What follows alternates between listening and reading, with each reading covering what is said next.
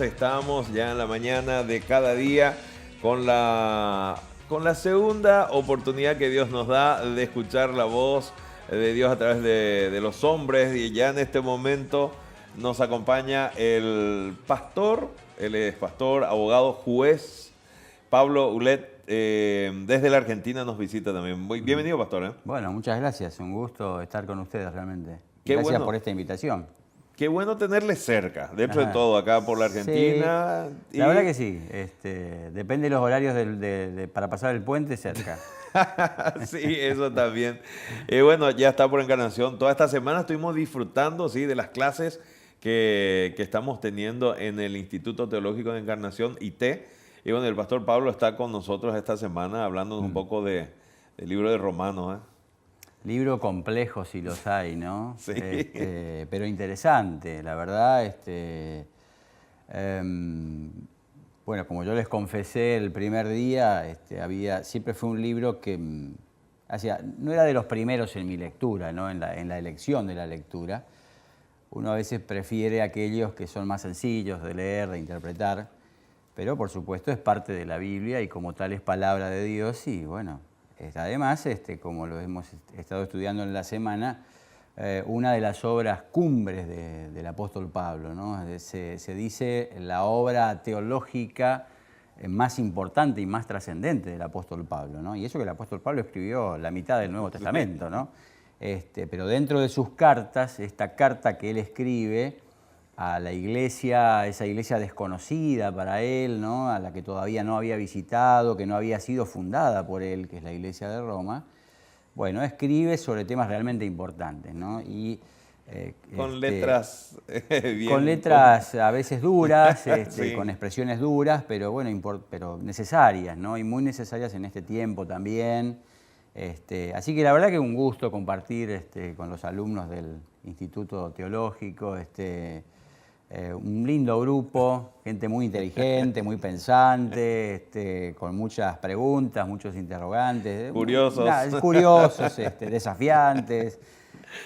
Muy lindo, una linda experiencia y bueno, estuvimos viajando desde el lunes todos los días a la tarde, pero bueno, hoy pudimos conseguir algún permiso laboral y poder quedarnos a pasar el día acá y mañana ya estar cerrando las clases en el instituto, ¿no? Sí. Claro.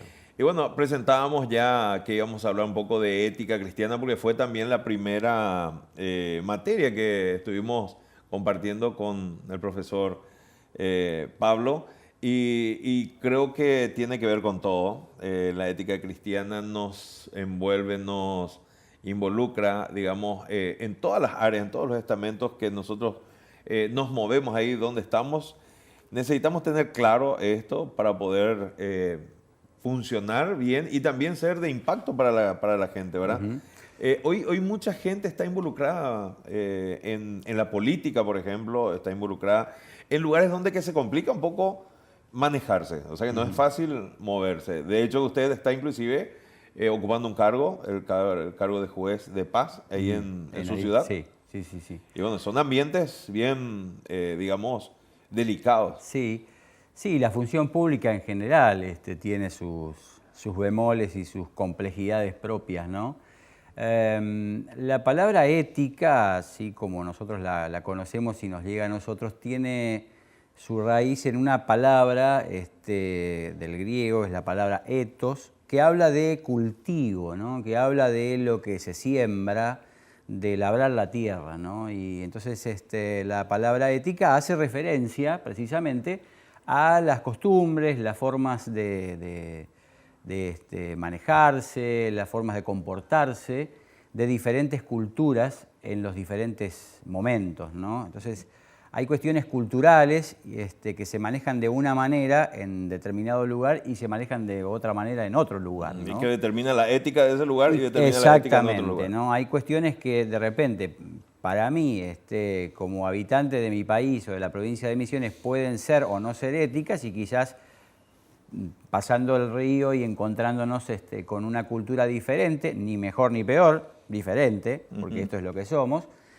Bueno, haya cuestiones culturales que sean diferentes también y que éticamente sean consideradas diferentes, ¿no?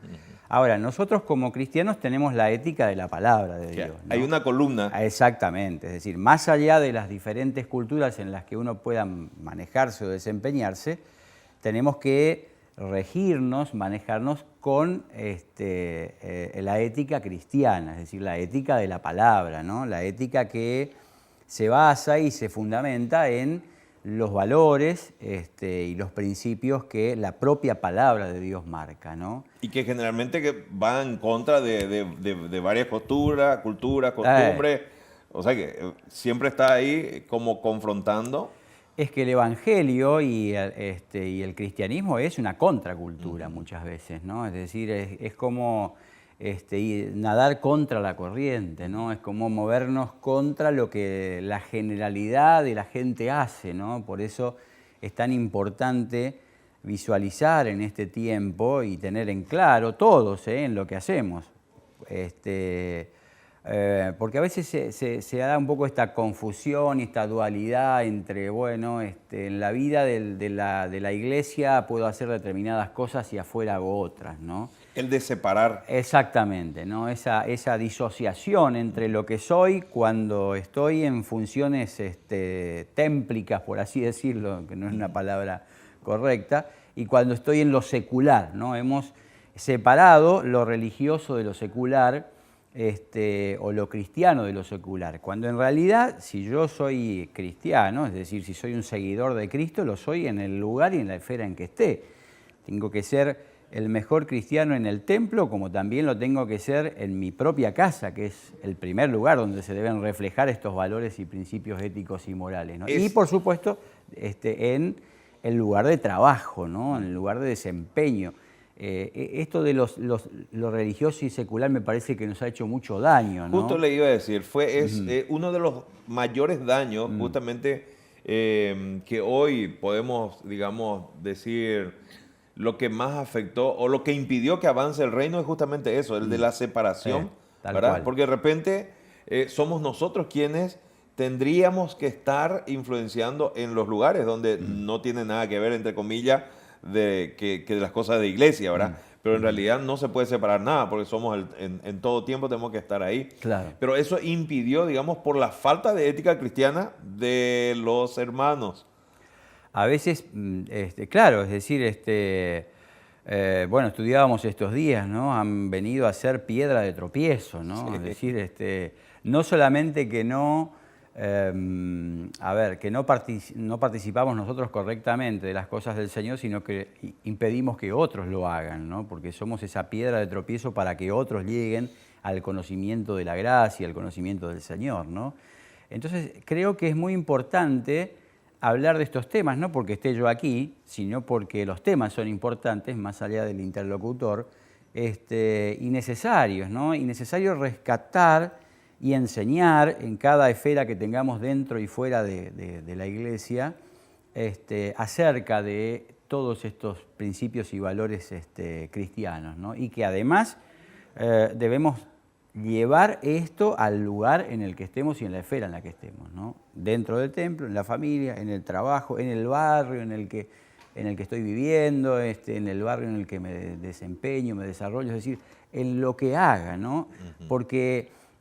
Y como hiciste referencia a la función pública, es cierto que hay lugares de mayor exposición, pero en realidad la conducta ética y el peligro de desviarnos de una conducta ética correcta está en todo lo que hacemos. En todo. En todo lo que hacemos, ¿no? Vos como periodista, los amigos que nos están escuchando, cada uno en su lugar de trabajo, cada uno en sus relaciones familiares o interpersonales. Es decir, probablemente haya lugares de mayor exposición y de mayor peligro, probablemente. Como también de presión. Claro, exactamente, de mayor presión. Pero la realidad es que todos estamos expuestos a la posibilidad de ser éticos o no ser éticos, en lo que hagamos y en el lugar en que nos encontremos, ¿no? Sin que me tome a mal, por favor, los amigos aduaneros. Ayer fui a Posada y estaba en la fila.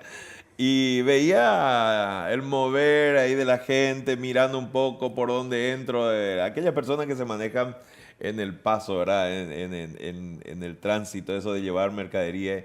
Y bueno, decía yo, ¿será que hay algún aduanero cristiano que pueda permanecer o pueda mantener la ética cristiana, porque lastimosamente, sin ánimos de condena ni nada, pero lo que se percibe o lo que se ve es, digamos, el tránsito de las cosas Claro, y lo que otro. pasan por debajo de la mesa, ¿verdad? Sí, Y probablemente los haya, pero claro, siempre trasciende más lo negativo que claro, lo positivo, ¿no? Es decir, yo claro. creo que, y gracias a Dios por esto, ¿no? Es decir, cada vez más, y en diferentes esferas, especialmente las de influencia, estamos encontrando a cristianos comprometidos, con valores bien firmes, con muchas ganas de defender lo que la palabra defiende y enseñar lo que la palabra enseña, ¿no? Estos días estuve en contacto con la doctora Cynthia Houghton, ella es de Buenos Aires, fue diputada nacional y ahora está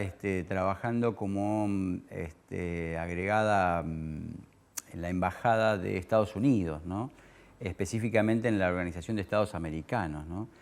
Y es un lugar de tremenda responsabilidad, pero de tremenda influencia también. Y charlábamos con ella acerca de esto y acerca de esta posibilidad, esta puerta que el Señor le ha abierto y de las posibilidades que ella tiene de comunicarse con líderes de todo el mundo y conocer las realidades de todo el mundo y ser de influencia sobre esas realidades Claro, porque también, son ¿no? decisiones, inclusive estamentos donde se toman decisiones Exactamente. de la vida, sobre la vida Bueno, misma. bueno, cuando hablamos de función pública, que tiene, a ver, tiene mucha mala prensa la función pública, ¿no? Y bien ganada, es decir, no es responsabilidad de la prensa, ¿no?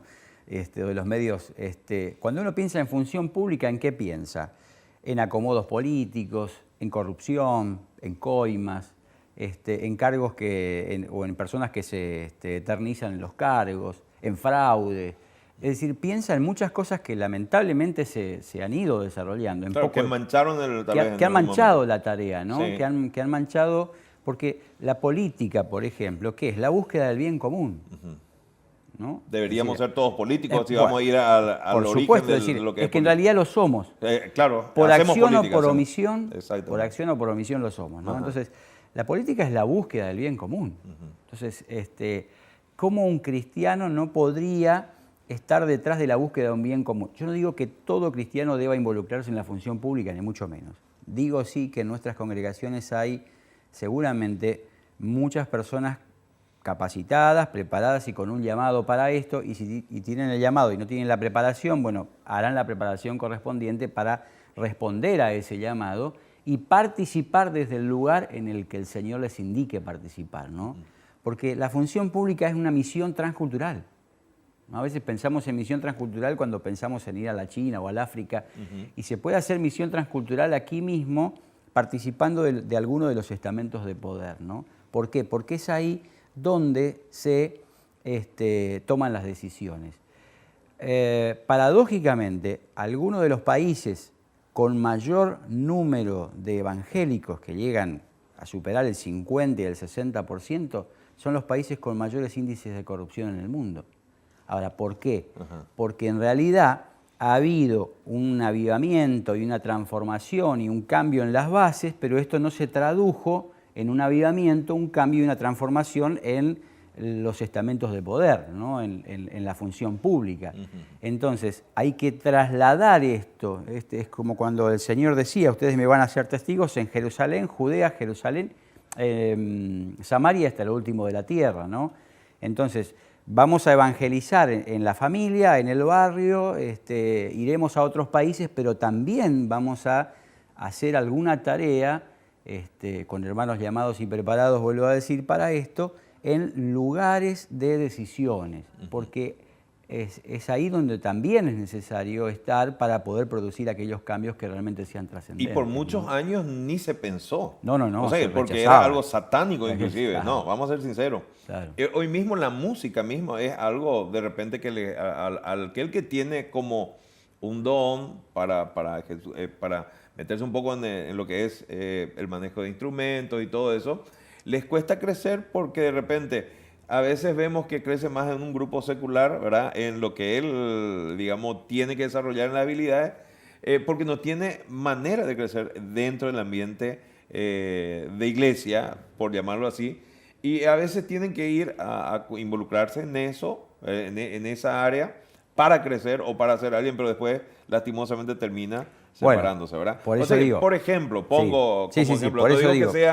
que sea eso Claro, la por eso regla. la importancia de la firmeza en lo que se cree, en lo que se profesa, la firmeza en los principios éticos y morales, para después salir al campo de batalla, por así Ajá. decirlo, en cualquiera de estas áreas en las que estamos hablando, ¿no? Nosotros con mi esposa el año que viene vamos a estar cumpliendo 25 años de ministerio y ya son más de 12 años de trabajo en la función pública, ¿no? Y el Señor me ha dado la posibilidad de estar en los tres poderes del Estado, ¿no? En el Poder Legislativo, después en el Poder Ejecutivo ya como abogado y ahora en el Poder Judicial desde hace unos 4 años y medio.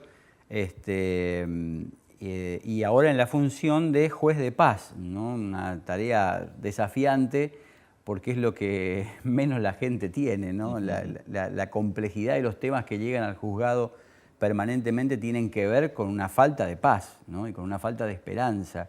Y yo le doy gracias al Señor y oro cada mañana cuando voy al juzgado para que Él me dé gracia y sabiduría para atender a las personas correctamente, para poder darle. No es un púlpito mi escritorio, ni es un templo el juzgado, ¿no? Pero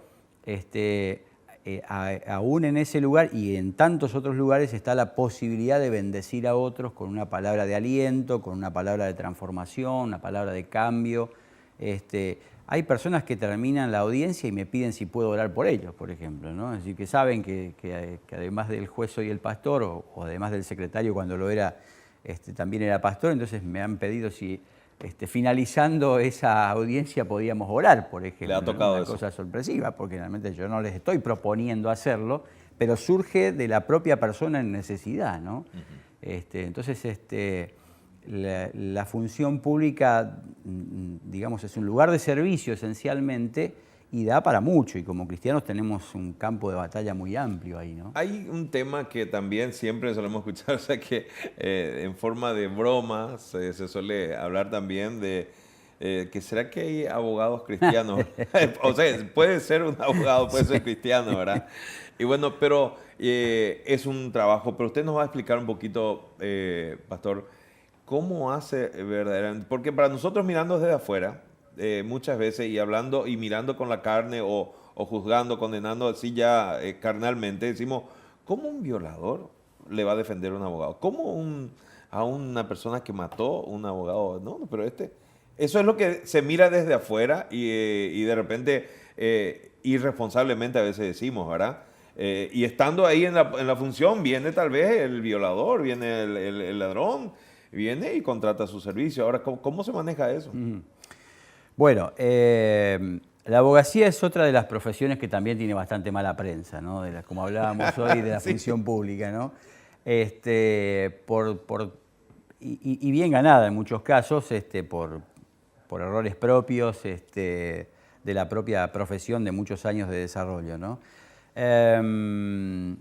Bueno, una de las cosas que digo, en el ejercicio libre de la profesión. En este momento yo soy como juez, estoy del otro lado del mostrador, no puedo Sí. ejercer la profesión. Sí. Pero en el ejercicio libre de la profesión, el profesional tiene la posibilidad de decidir qué va a hacer y a quién va a defender. Es decir, no está obligado a defender a cualquiera o a todo el que pase el umbral de la puerta de su estudio, ¿no? Esto tenemos que saberlo.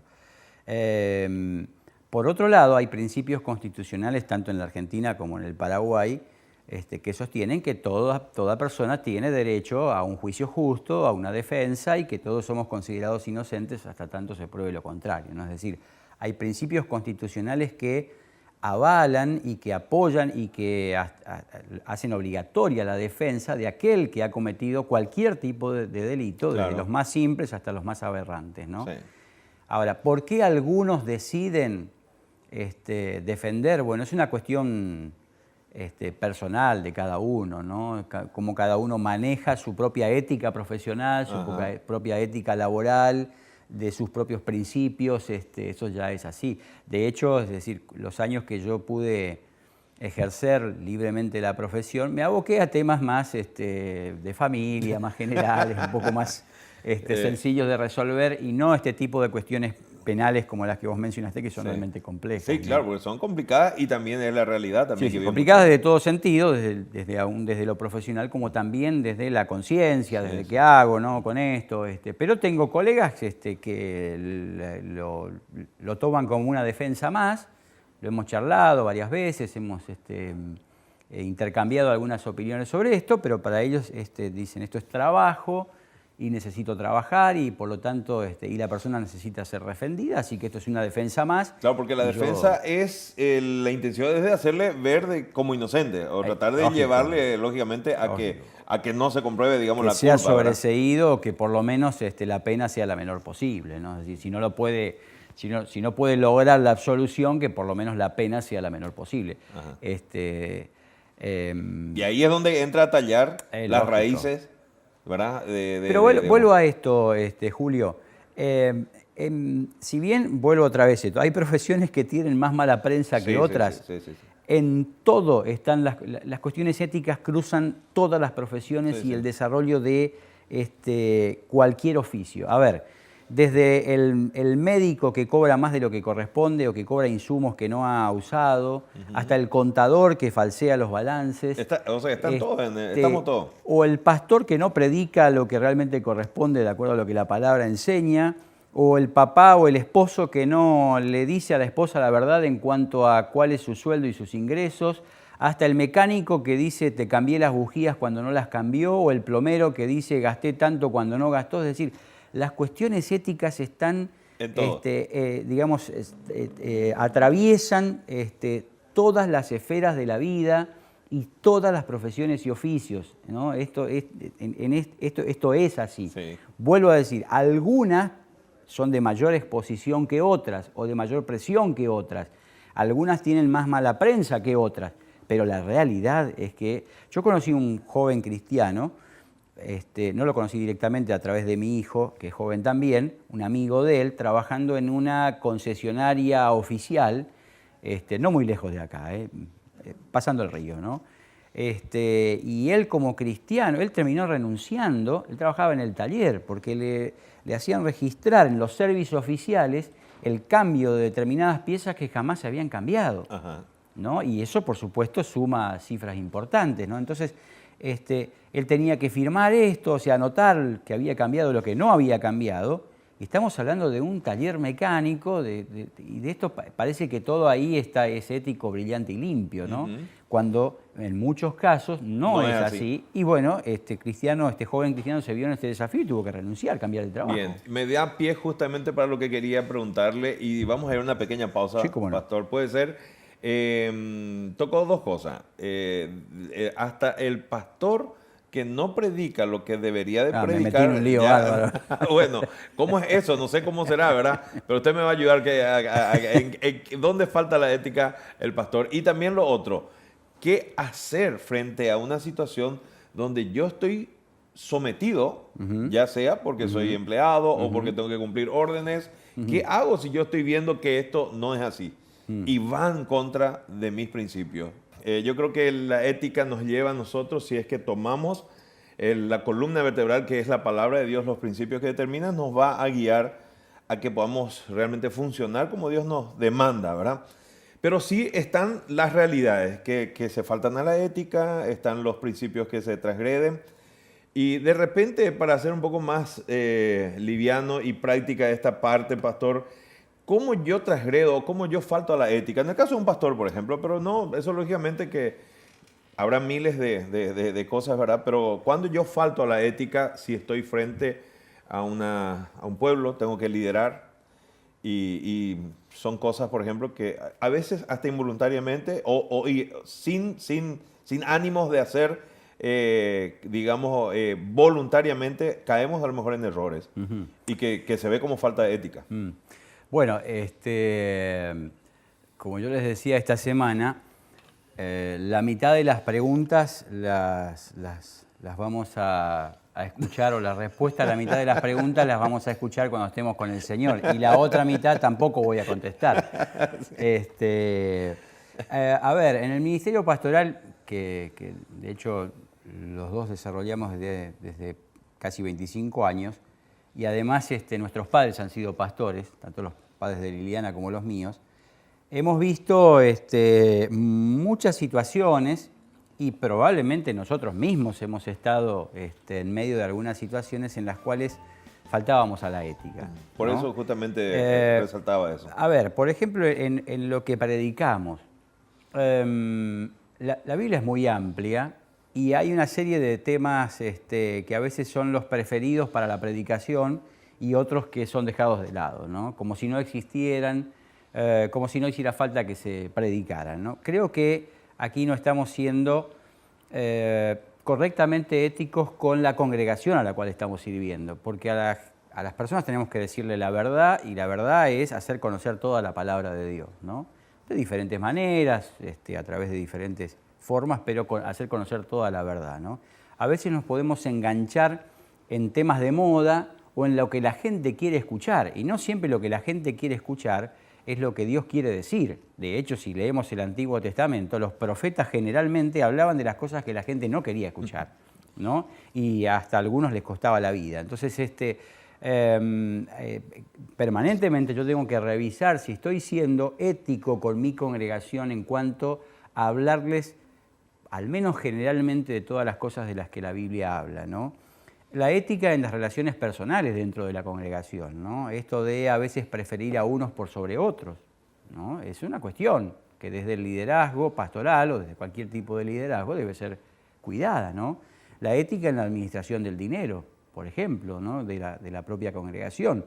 En este sentido siempre hemos tenido el cuidado de, y sé que muchos pastores hacen lo mismo, ¿no? De no participar de ninguna manera en lo que tiene que ver con la administración de las finanzas, ¿no? Yo no digo que el pastor no deba conocer, porque el pastor también, entre sus tareas está la de gerenciar, por así decirlo, ¿no? Y gestionar lo que tiene que ver con la visión, el trabajo y la vida de la iglesia.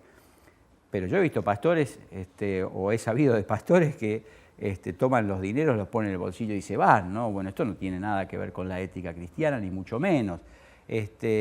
Bueno, una serie de cuestiones que tienen que ver, lo que yo quería ejemplificar es que en todas las profesiones y en todas las tareas podemos ser o no ser éticos, ¿no? Y debe estar la ética en las relaciones con mi propia familia, la relación con mi esposa, con mis hijos, frente a los demás. Es decir, todo esto es un combo que tiene que ver con el manejo y la forma en la que yo actúo para con los demás, ¿no? Y que habla muy fuerte de mí, además. Por eso San Agustín decía, predica todo el tiempo y si es necesario, di algunas cosas, ¿no? Habla. Sí. Es decir, a veces confundimos predicación o simplificamos esto de la predicación y creemos que es hablar a los demás. También tiene que ver con la predicación, pero parte, la predicación es parte, ¿no? Es más, un ejemplo habla mucho más fuerte que 1000 palabras, ¿no? Entonces, la gente está mirándonos, está observándonos, nuestra familia nos observa, los vecinos nos observan, los compañeros de trabajo nos observan, ¿no? Si ellos ven en mí, en nosotros, una conducta ética de acuerdo a los valores que predicamos y decimos profesar, serán atraídos por el Evangelio. Si no lo ven, van a rechazar el Evangelio. Inclusive van a resistir. Exactamente. Y van a ser repelidos. Esto es directamente proporcional. Así ¿no? es.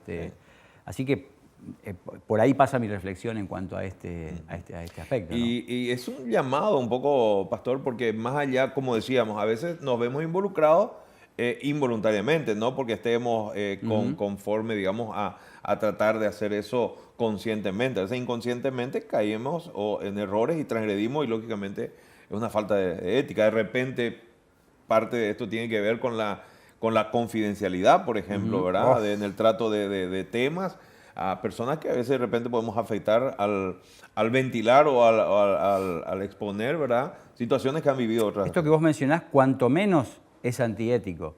En otros países es delito. Ajá, ¿no? yeah. Es decir, en nuestros países todavía no está legislado como delito, ¿no? El sacar a la luz aquellas cosas que en una consejería, en un acompañamiento, alguien nos haya contado como líderes o como pastores, ¿no?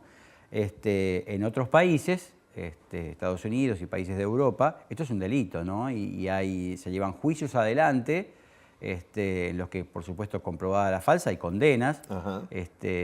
Entonces, cuanto menos digo, es una cuestión que falta la ética. En otros lugares ya han ido más allá todavía y además de ser una falta a la ética, es una falta a la ley, ¿no? Ya tienen sus consecuencias. Sí, tienen sus consecuencias legales. Pastor, y llevando al otro plano, o sea que la otra pregunta que le había hecho, hay situaciones que nos envuelven. Yo viví esa situación.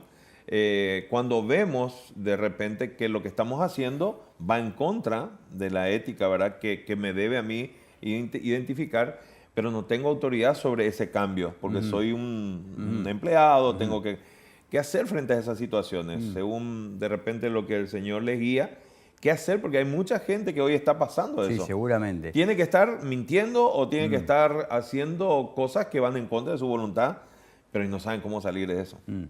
Bueno, creo, a ver, a mi humilde sugerencia, pasaría por tres cosas, ¿no? La primera es llevar la situación delante del Señor, ¿no? Es decir, bueno, Señor, este es mi trabajo, hasta aquí he considerado que este es el trabajo que vos me diste, que tú me diste para poder atender a mi familia y conseguir el sustento que necesito, pero me estoy encontrando con estas situaciones en las que entiendo estoy faltando a la ética y fundamentalmente estoy faltando a tu palabra, ¿no?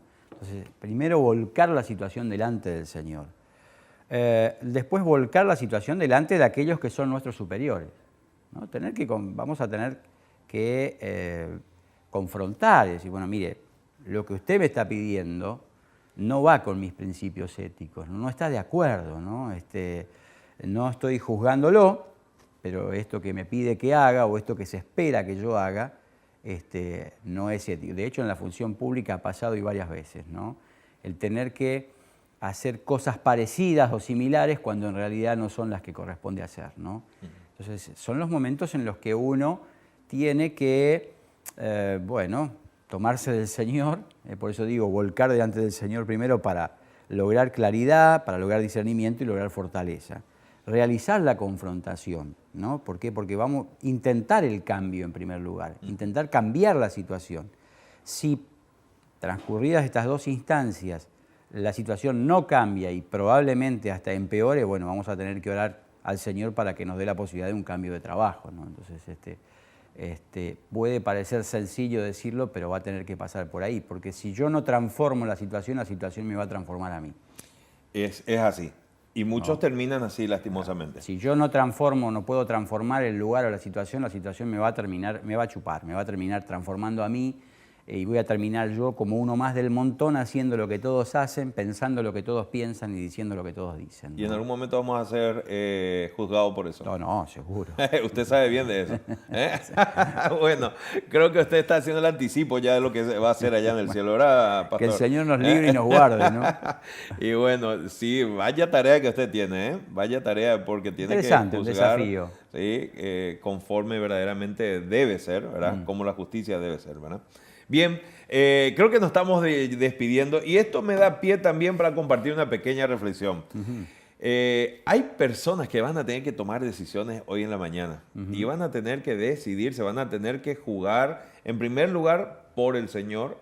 Va a tener que confrontar, ahí está. Si usted quiere mantener o quiere ajustar su vida a los principios de Dios, bueno, esa ética va de la mano con el reino, con la costumbre que tenemos nosotros en este reino, el reino de Dios. Y que generalmente es el reino del revés.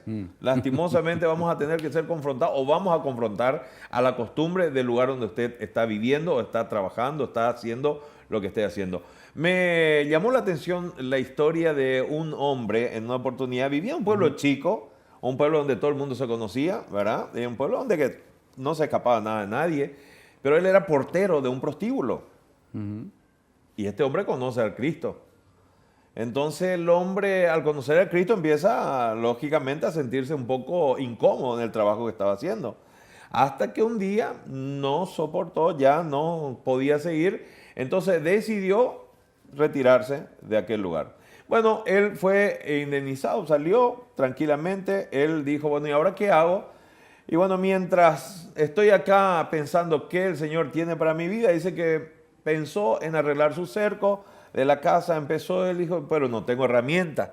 Entonces tuvo que hacer un largo camino para ir hasta el pueblo más cercano, porque en ese lugar donde ellos habitaban no había ferretería, no había ningún tipo de herramienta. Entonces tuvo que hacer un gran esfuerzo, fue a un pueblo lejano y fue a comprar algunas herramientas que él iba a utilizar para hacer el trabajo. Cuando llega al lugar donde él vivía, no faltó alguien que dijo, pero fulano, ¿de dónde conseguiste esto? Yo necesito esta herramienta. Yo te pago el doble por lo que vos pagaste y no te doy para que vos vayas a comprar otra herramienta que puedas volver a utilizar. Entonces dice que él, y bueno, dijo, no hay problema, empezó, tomó el dinero y de vuelta emprendió otro viaje, ¿verdad? Y cuando regresó, de vuelta encontró otra necesidad, otra persona que quería herramienta, entonces le vuelve a dar una propuesta. ¿Y qué pasó con este hombre que era portero del prostíbulo? Se convirtió en un gran vendedor, ¿sí?, de herramientas. Tuvo la ferretería más grande de ese lugar donde él vivía, en el lugar donde habitaba. Pero ¿qué fue lo que él tuvo que hacer? Él tuvo que justamente limpiar su vida. Ya no quiso ser parte de aquello que a él le parecía que no era coincidente o no era conveniente seguir trabajando. Tal vez haya ahora algún portero de prostíbulo que va a tener que tomar la decisión de salir de ese lugar, ¿sí? Y va a tener que empezar a ver la manera en que Dios tiene preparado su camino. Tal vez el Señor tenga preparado para vos un buen trabajo, una buena empresa Amén. o algo grande que va a impactar en tu lugar ahí donde estás viviendo, que va a ser de bendición para otros, ¿sí? Y vas a ser realmente de bendición para muchos. Entonces, hoy tenés que tomar la decisión, ¿sí? Hoy tienes que tomar la decisión. Es verdad, es así. Así es que hay así. cuantas situaciones que tienen que lidiar los hermanos, ¿sí? Y sabemos de que no es fácil. Y esto es sin ánimo de condenar a nadie, pero sí, seguramente hay alguien que está viviendo la mentira o tiene que meterse en cosas que no son nada cómodas para vivir en este lugar. Y el Señor quiere que te muevas, el Señor quiere que avances, el Señor quiere que te desarrolles, pero sin transgredir sus principios. Y se puede, así es que usted puede tomar la decisión en la mañana de hoy. Pastor, muchísimas gracias. A ustedes y un gusto compartir este tiempo. Ya seguramente en otra visita por Encarnación cómo no. vamos a ver si podemos tocar unos temas así un poco más complicados, perdón, un tema que pueda servirnos para edificación, a eso me refiero.